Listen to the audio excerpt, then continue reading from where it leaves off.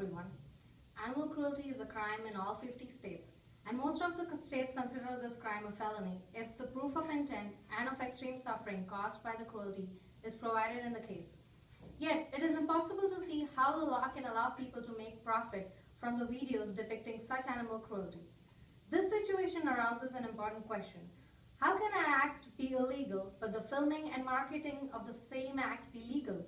The Supreme Court voided the law that made animal cruelty videos illegal on the basis of the First Amendment's right to freedom of speech. This ruling indicates that First Amendment's right to freedom of speech is vaguely written and overly broad. The law does not protect animals against cruelty, even though it is illegal to mistreat animals. We can fix these glitches in our legal system by passing new, more accurate laws that can stop these horrendous acts of animal cruelty for the pleasure of some twisted human minds. In the case that voided the animal cruelty law, Robert J. Stevens was charged for selling dogfighting videos in 2004. Dogfighting is a cruel sport where dogs are trained to attack and fight other dogs or smaller animals. These vicious fights usually lead to the death of the animals that are involved. Stevens was sentenced to 7 months in prison for this conviction, but he promptly appealed. He argued that this was a violation of his freedom of speech rights. Stevens was convicted under a law passed by the Congress a decade ago to stop the filming of any animal cruelty. He won the preliminary ruling, proving that the law was unconstitutional. Nina Thunberg, who is NPR's award-winning legal affairs correspondent, has a widespread recognition for the coverage of Supreme Court affairs.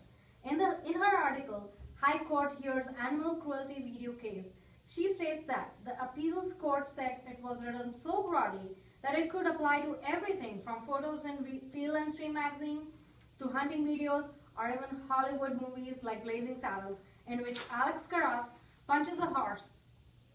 The animal cruelty law was specifically intended to ban crush videos, which features small animals like kittens, puppies, and rabbits etc., that are crushed by a woman wearing stiletto heels for the pleasure of some severely damaged humans.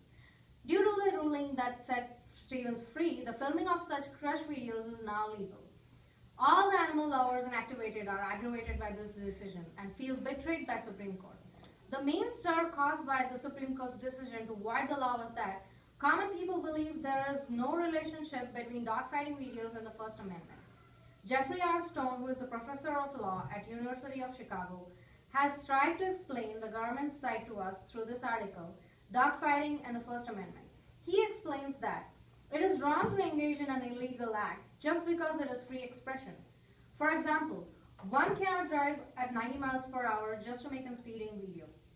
He also explains that other aspects of the First Amendment is that although illegal act is punishable, the videos cannot be banned because there is expression of free speech. According to Jeffrey, this is a balance that helps the court make neutral decisions that do not vary from case to case. Laws are made for protecting the weak by making a fair decision. Everyone who seeks justice from the legal system should be treated fairly, and the Supreme Court should not be compelled to make such unruly decisions to avoid animal cruelty. Justice Alito was the only one who was against this decision. His opinion clearly shows the general concern of all the people who want these horrible acts of animal cruelty to be stopped. When Ken White, president of Pennsylvania Humane Society and SPCA, who has helped draft and pass a number of federal laws which protect animals, agrees by saying that Justice Alito was the only one dissenting vote, the only one to say that what makes sense when he noted that the law now killed by the court was enacted not to suppress speech, but to prevent horrific acts of animal cruelty, and in particular, creation and commercialization of exploitation of crush videos, a form of depraved entertainment that has no social value. In the article, Supreme Court strikes down law banning dogfight videos.